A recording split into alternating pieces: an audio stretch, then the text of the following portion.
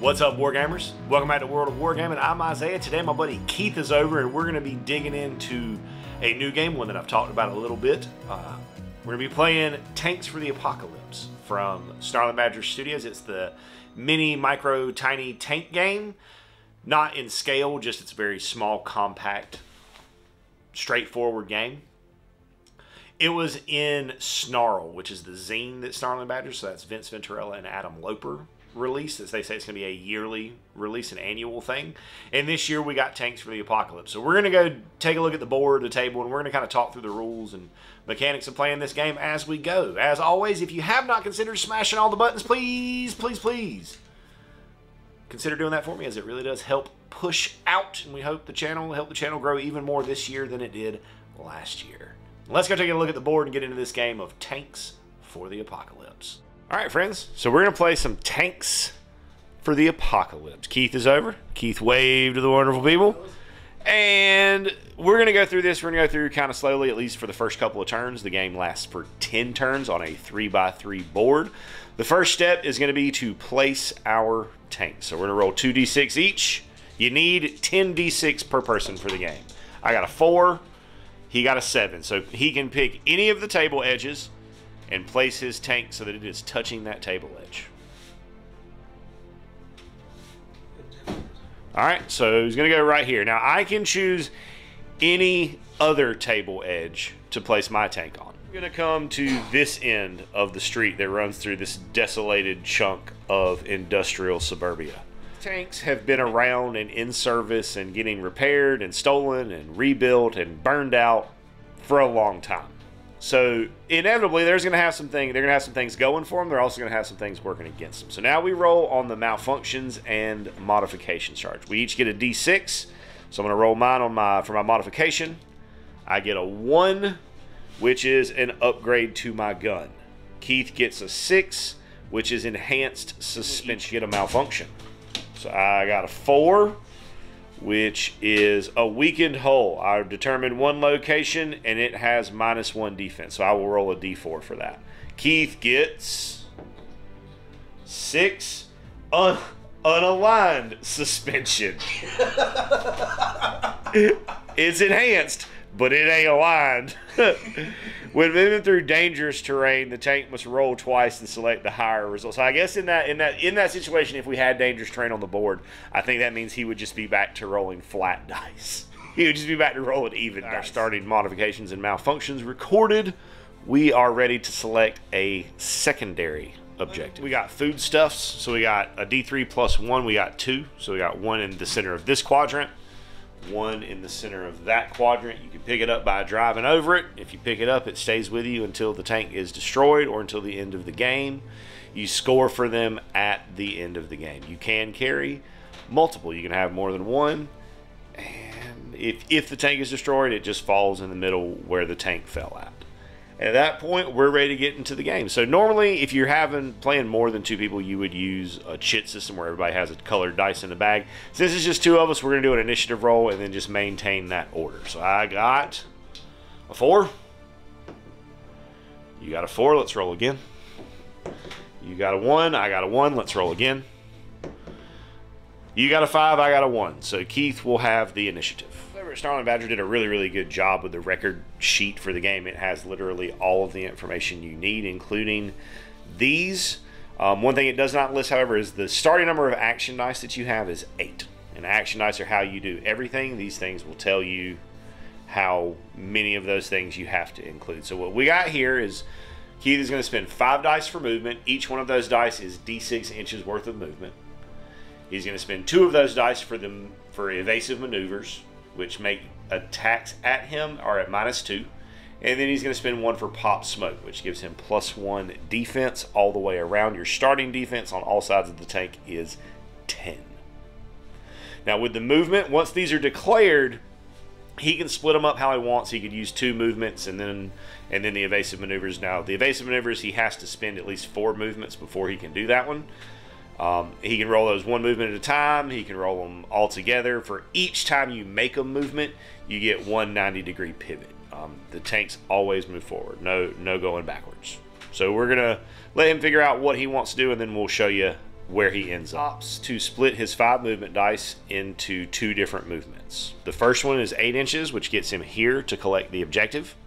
The second one is 9 inches, which gets him up to where he is now in the middle of the street, with smoke popped and his evasive maneuvers going. Now, for every 5 inches of movement that you move, you get +1 to your defense.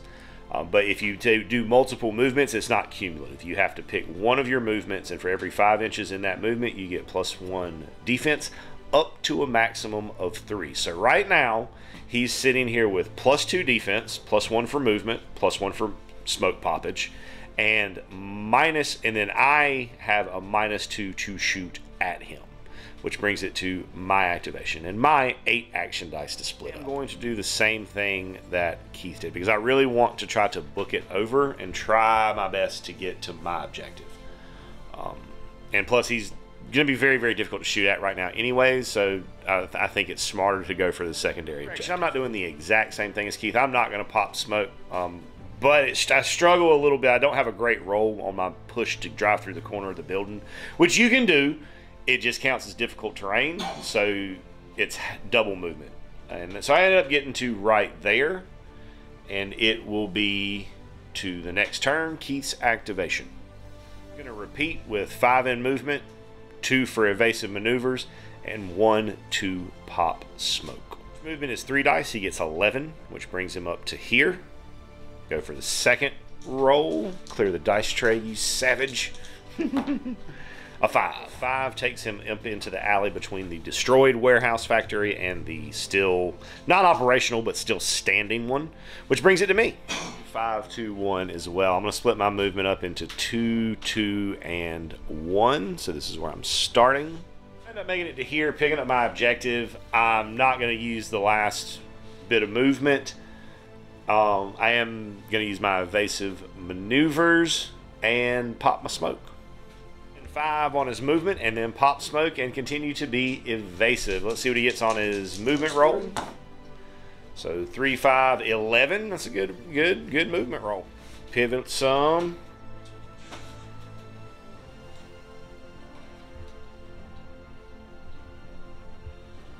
So,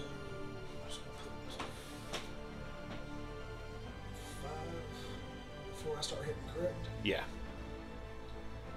Because he's got to drive through the door of that thing, so that counts as difficult.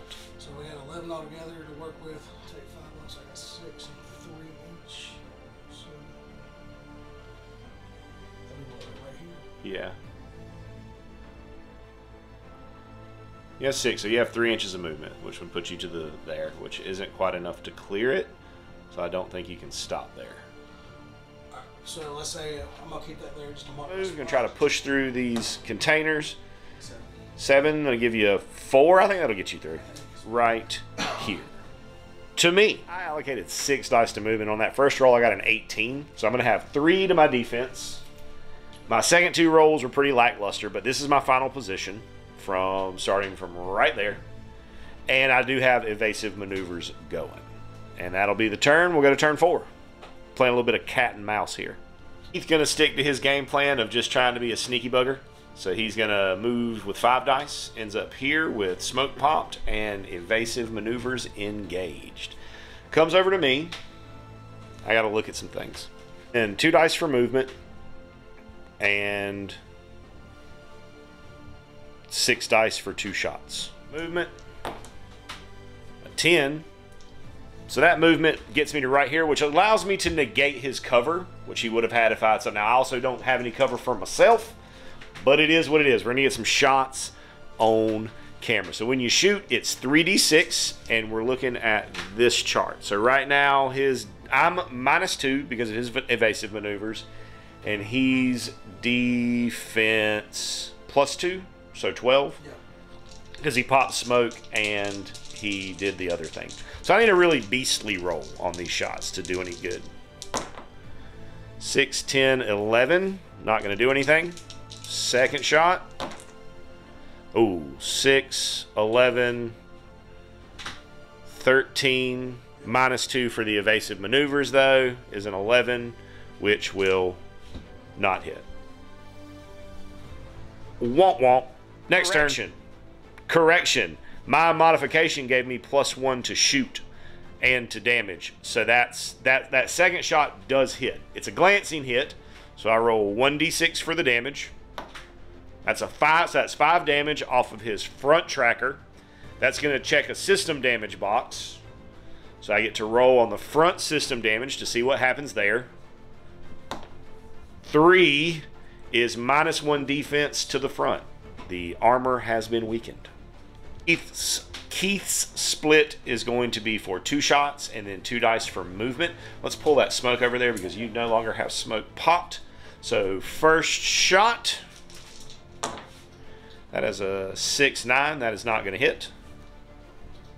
Second shot, that's cock dice, re-roll that one, but you're going to need a big number to get there. 5, 8, 9 is not going to hit. And then he's got 2 for move. All right, so he's going to go for the ram. That's 8 inches of movement. Moves into contact with me. It's 3d6 against me with modifiers. So that's 6, 10, not going to beat my 12. And then I roll against the front of for the front of his tank. He has +1 defense right now from his movement. No, so he's at a 10 now because he was -1. Oh yeah, that's 6, 10, 14. So that's going to be a penetrating hit to the front of his tank because it beats it by 4 or by more than 2. So that's 2d6 of damage. Only 3. You got real lucky. Well, hold on, that's for the damage tracker. And then we will hit another system damage in that though. 3. We get a 3, so that's another -1 to his armor. So I'm down to a 7. 8.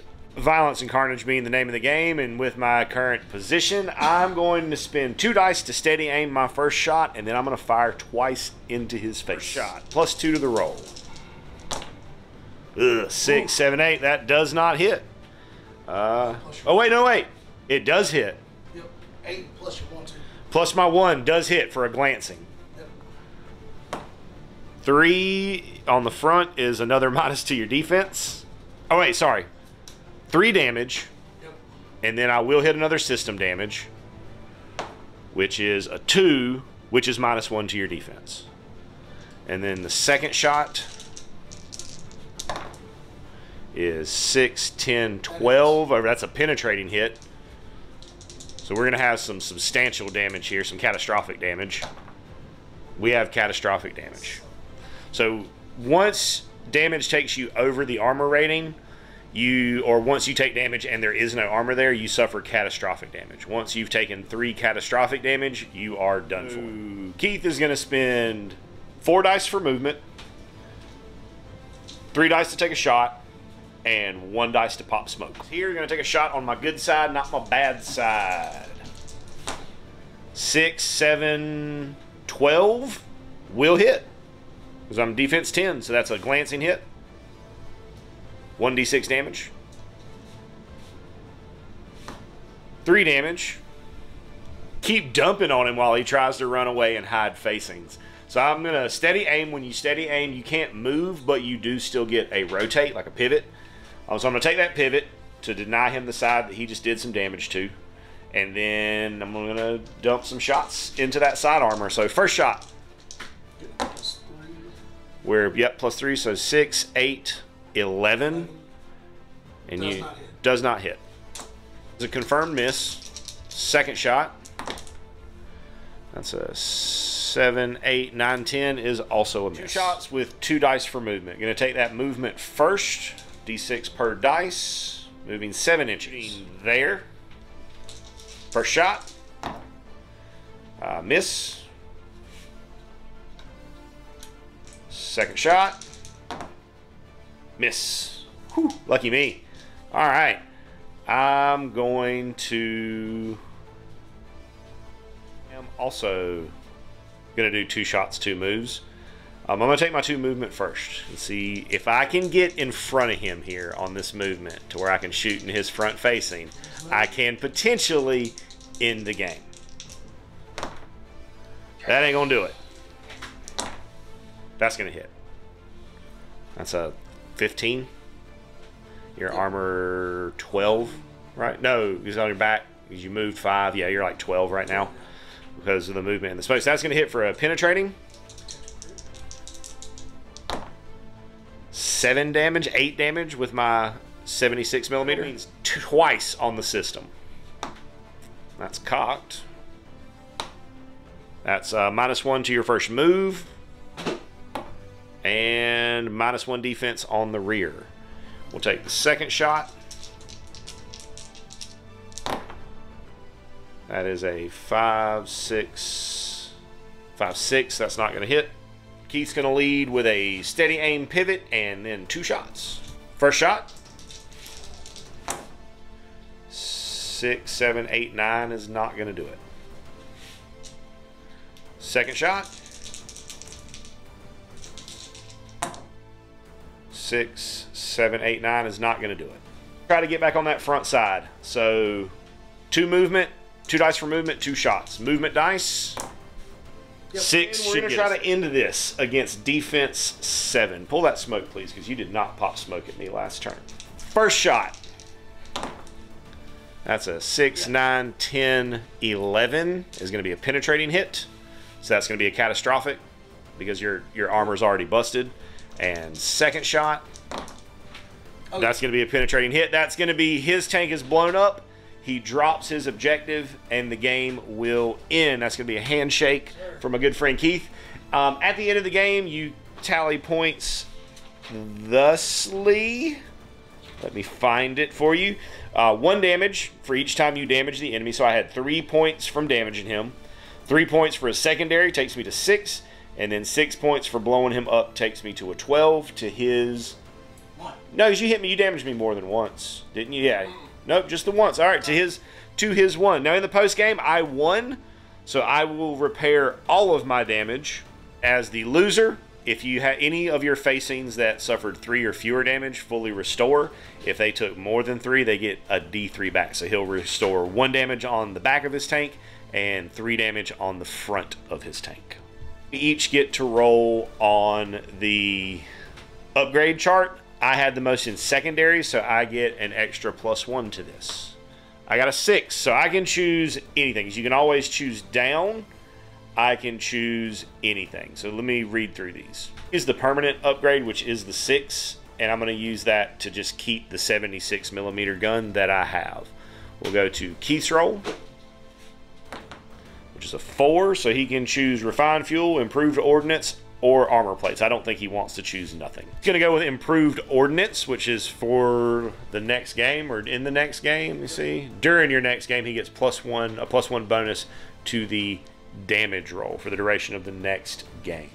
And that's going to do it for today. Thanks so much for tuning in, hanging out while we played some Tanks for the Apocalypse, the mini game that was included in issue 1 of Snarl, the annual zine from Starling Badger Studios. I hope you have an absolutely amazing rest of your day.